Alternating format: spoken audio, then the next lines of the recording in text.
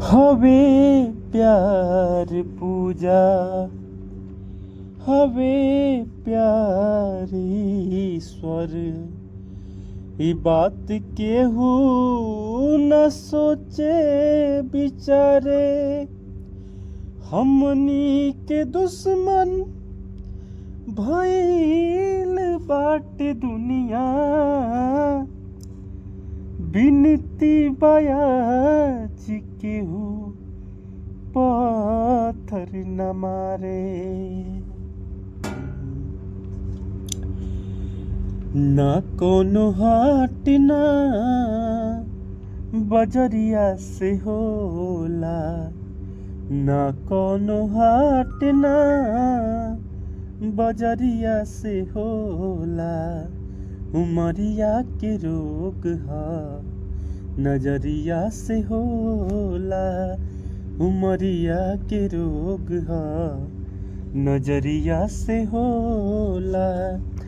कहाँ कोनो जात पात पूछेला जियारा, कहाँ कोनो जात पात पूछेला जियारा। सनहिया सिंगार ह सवरिया से होला, ना कोनो हाट ना डगरिया से होला। उमरिया के रोग ह नजरिया से होला, उमरिया के रोग ह नजरिया से होला। देहिया हमार हक तार बा सितम के, इनका के मत मारो जा मरदा जहम के।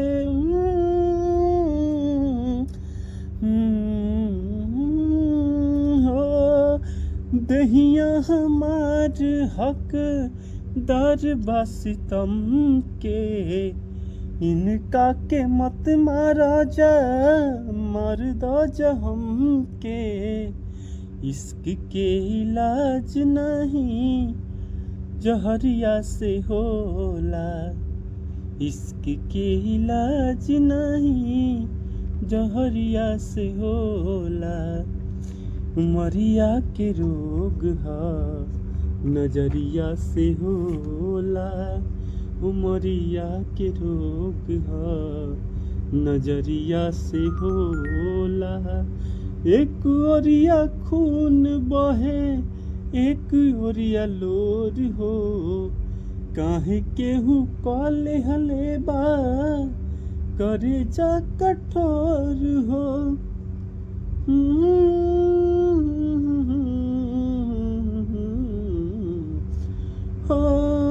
एक ओरिया खून बहे एक ओरिया लोर हो, काहे केहू कले हले बा करे जा कठोर हो।